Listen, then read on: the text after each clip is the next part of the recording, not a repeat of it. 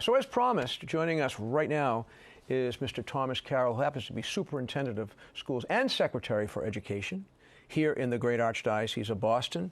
Tom, great to be with you. Yeah, nice to see you again. Thank you. Nice Always to a see pleasure. you too. And in person. And in too, person. not by Zoom or whatever. I'm tired of all that stuff. I like to be with people in person. But it's great to have you virtually in the living room with us today to celebrate Catholic education. That's what we're doing, Catholic Schools Week. And it's an exciting time for Catholic schools across the country, but also here in the Archdiocese. Can you tell us some of the activities that are going on? Yeah, sure. So with Catholic Schools Week, it's a chance to showcase all the schools that we have. We're one of the larger Catholic school systems in the country. We have roughly 100 schools, 25 at the high school level, about 75 at the elementary level. And one of the great things about Boston is the diversity. We have schools like Immaculate Conception Revere that really focus on serving immigrant communities. We have the last all-boys Catholic choir school in the country. We have a couple classical schools as well. So parents really have lots and lots of choices here. And this has been a good set of years for Catholic education. So after years of decline, things have been stabilized and the masks are off and we get to see happy, smiling kids again. And so there's a lot of joy, a lot of sense of community in our Catholic schools. That's great. And as you know, we had the 8th grade class from Blessed Sacrament School in Walpole in this morning for Mass. I was privileged to be with them. And I got a sense from being with those young people that there is a great pride in their Catholic education, in their own Catholic school, and also in their identity as Catholics. And I know that's a very important thing for you as Superintendent of Schools, Catholic identity, right? Sure. I mean, one of the distinguishing features of us versus a public school is, first of all, God is at the center of everything we do. And in partnership with parents who we view as the first educators of their children, we're trying to help these children grow in virtue every single day that they're in one of our schools. And we also have a commitment to be Catholic is to be part of a community. And that was vividly clear when, during the COVID era, other schools closed, but Catholic schools all across the country were open because we had a need to be together in church, be together in school. And so that sense of community, that sense of belonging, the commitment to each other is an essential part of being in a Catholic school. We also have a great record for academic results. Massachusetts has among the best public schools in the country, but Catholic schools, according to independent studies, have outscored the public schools in Massachusetts as well.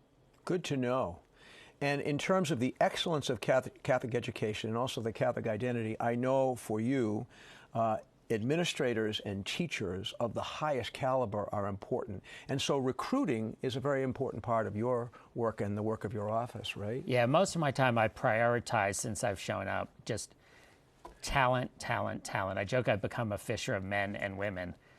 Literally crisscrossing the country, in some cases recruited people from other continents and other nations to come work here.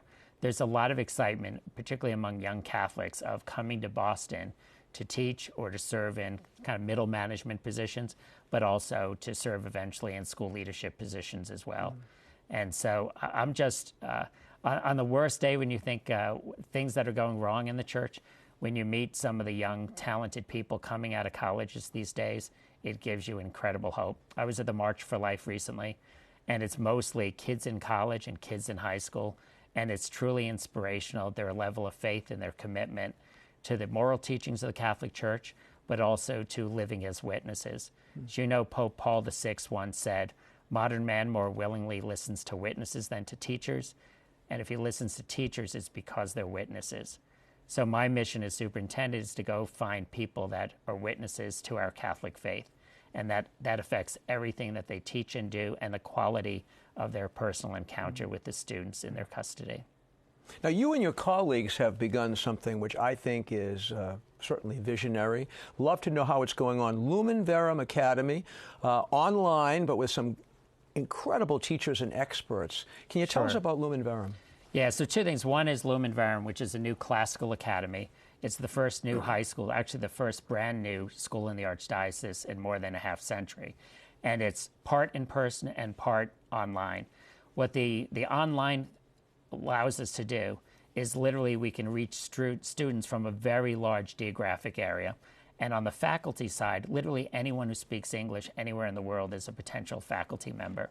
So we have, for example, George Weigel, the official biographer of Pope John Paul II, has agreed to teach about totalitarianism in the 20th century. That's incredible. Through the life of Saint Pope John Paul II.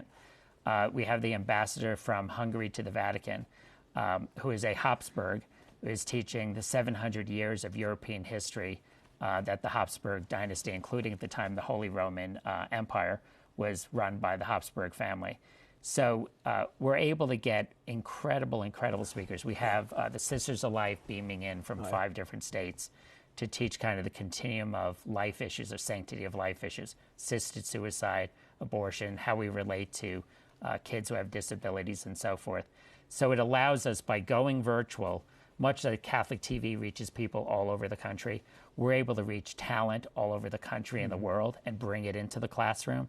And we're also, instead of just being able to serve people that are close enough a driving distance for being at a school 5 days a week, we can reach people all across the Archdiocese. And so that's been working well. The other one is the St. Thomas More Teaching Fellows. I've been running around the country recruiting the best and the brightest and most faithful kids from some of the best colleges and some of the best Catholic colleges all across the country, and that's going well too.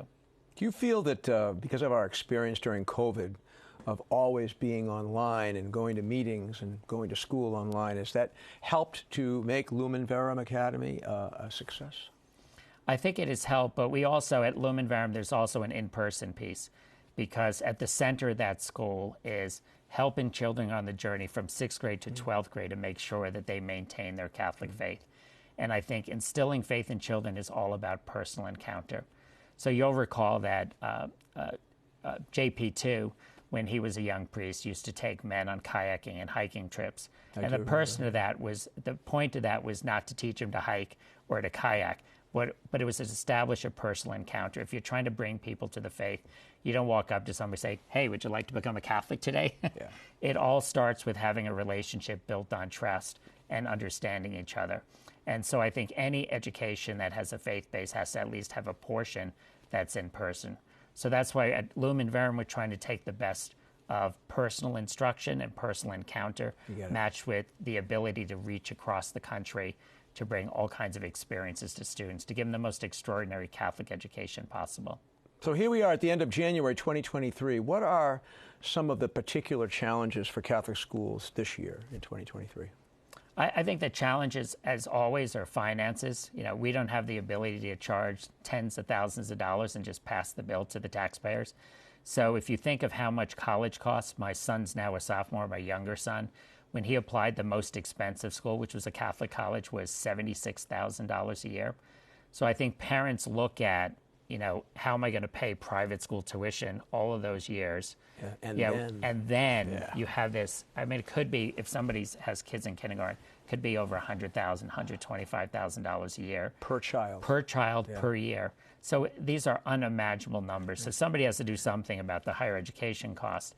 And so I think that's the biggest challenge. Here in the Archdiocese of Boston, we're very fortunate that the Catholic Schools Foundation raises a tremendous amount of money to provide scholarships. And we try to do everything we can so that anybody who wants to attend our schools and has a financial squeeze and they're just not able to, and this is particularly important with the poor and different immigrant communities coming in, we provide more than $10 million a year in scholarships to make sure that whoever wants to come to our school is able to and isn't banned just for the lack of resources.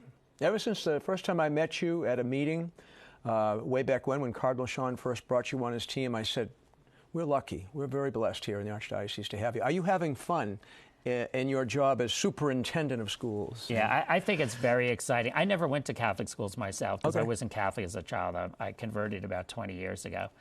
And to see the joy of the children in Catholic schools, to see the commitment of the teachers, many of whom have been teaching almost their entire adult lives, and just to see the community that's built within a school and across the community, I feel blessed to be a part of it and to witness it. And I think it's just something extraordinary to see. I'm very proud to be part of it. Yeah.